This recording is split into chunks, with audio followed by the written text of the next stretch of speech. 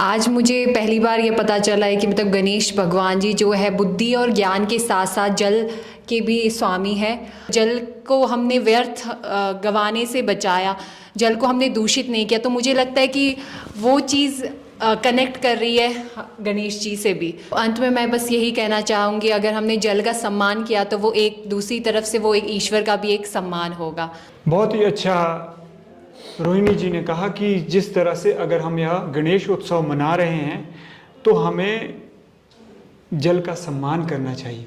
अगर हम जल का सम्मान करेंगे, जिस भी चीज़ का हम नाम लेते हैं या सम्मान करते हैं, उस चीज़ के गुण और तत्व हम में पैदा होने शुरू हो जाते हैं। जैसे जल का गुण क्या है? जल तरल है, सरल है, निर्मल है और जल बड़ा लचीला है। उसी प्रकार से हमें भी अपने व्यक्तित्व को कैसे बनाना है?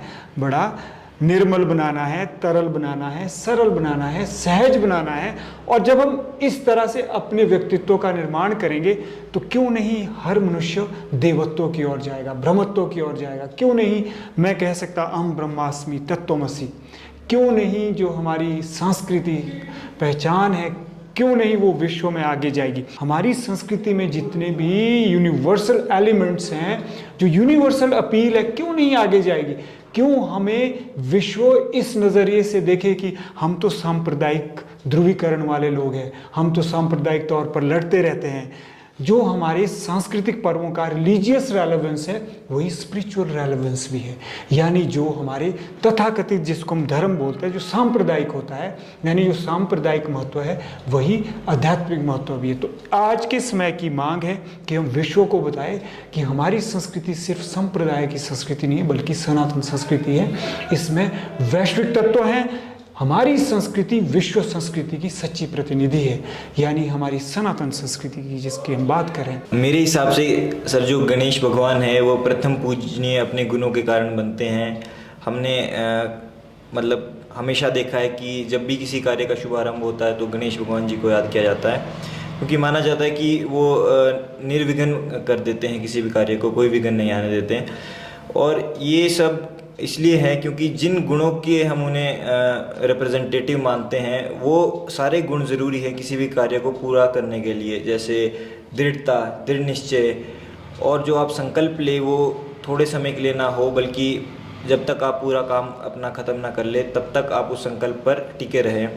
और इसके अलावा भी सर गणेश भगवान जी बुद्धिमत्ता के, सरलता के और कई ऐसे गुण हैं जो बहुत आवश्यक है किसी भी कार्य को सफल रूप से पूरा करने के लिए। तो इसीलिए बहुत ज़रूरी है सर कि हम इसे एक किसी रिलीजन के साथ ना बांधकर इसे देखें कि इसके पीछे महत्व क्या है और क्यों हमें गणेश भगवान को याद करके किसी भी कार्य का आरंभ करना चाहिए। बहुत ही अच्छा कहा। In nutshell I want to say that if you pray to Ganesha, lord Ganesha, before doing anything, that will dispel the fear of failure from your path. Because whenever we do something, what comes in the way of doing it is failure and obstacles. तो ये जो देवता है, he is the obstacle dispeller, यानी विघ्न हरता।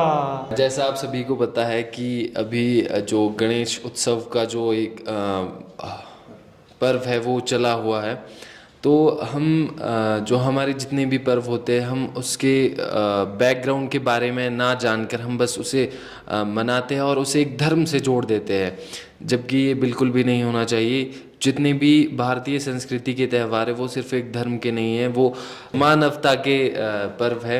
जैसा कि आप सभी ने देखा, आज हमने अपना सांस्कृतिक कार्यक्रम गणेश उत्सव को समर्पित किया। आशा करते हैं कि आप सभी को ये कार्यक्रम अच्छा लगा और मैं ये आशा करती हूँ कि आप सभी भी अपने जितने भी काम है गणेश वंदना से शुरू करें। धन्यवाद। घर में पधारो गजानन जी, मोरे घर में पधारो, घर में पधारो गजानन जी, मोरे घर में पधारो।